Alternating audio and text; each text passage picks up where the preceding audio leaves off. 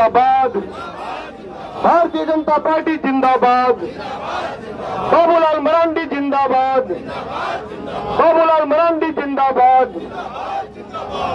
माननीय जिलाध्यक्ष जी श्रीमान जयदेव राय जी, पार्टी के सभी वरिष्ठ नेतागण, जिले के पदाधिकारीगण, सभी मंडलों से आए माननीय मंडल अध्यक्षगण, कार्यकर्ता बहनों और भाइयों, हम सब बहुत ही व्यथित होकर, दुखी होकर आप यहां पर राज्यव्यापी कार्यक्रम के तहत चास मुख्यालय पर भी अपना धरना प्रदर्शन करने आए।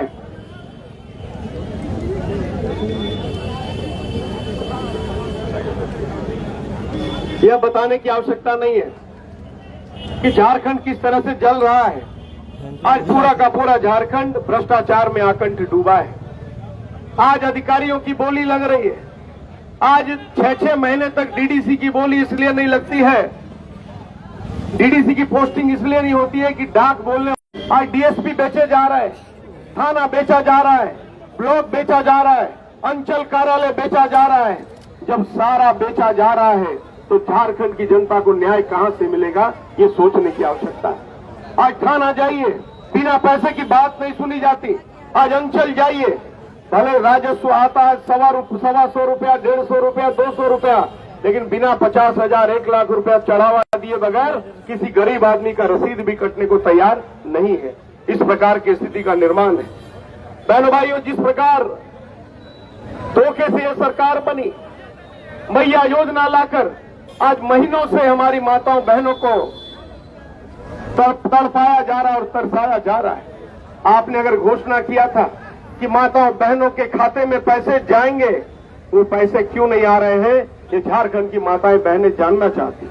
आपने चुनाव के समय झारखंड की हर माताओं बहनों के खाते में पैसे देने का काम किया, लेकिन धीरे धीरे करके 60% से ज्यादा बहनों का नाम उस खाता से काट दिया।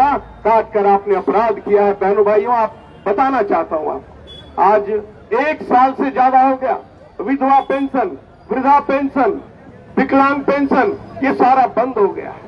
आज जो वृद्धा है, जो विकलांग है, दिव्यांग है, जो हमारी विधवा माताएं बहनें हैं, वो तड़प रही हैं कि हमारे खाते में 1,000 रुपया आए तो हम अपना 2 जून का रोटी का जुगाड़ कर सकें। आज स्थिति ये है कि पिछले 6 साल से बालू के घाट की नीलामी नहीं हुई।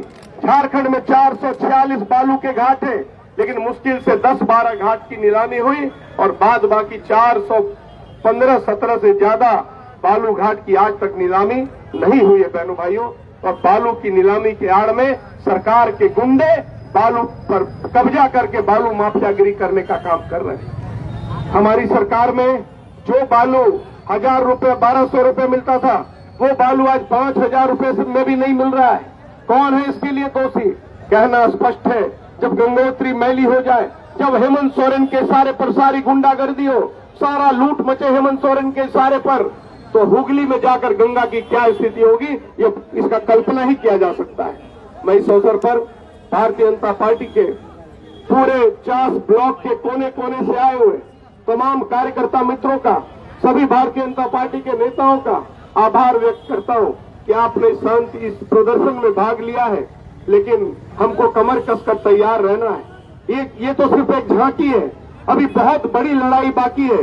ये झारखंड का भला कभी झारखंड मुक्ति मोर्चा नहीं कर सकता है, न कांग्रेस पार्टी कर सकती है, न आरजेडी कर सकती है। झारखंड का भला यदि कोई कर सकता है तो सिर्फ और सिर्फ भारतीय जनता पार्टी ही कर सकती है। भारतीय जनता पार्टी के कार्यकर्ता ही भला कर सकते हैं। इसलिए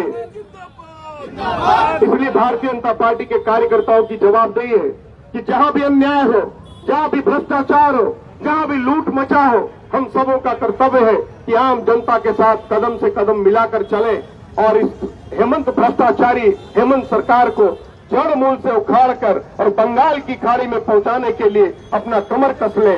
इन्हीं बातों के साथ अपनी वाणी को विराम देता हूं। बहुत बहुत धन्यवाद।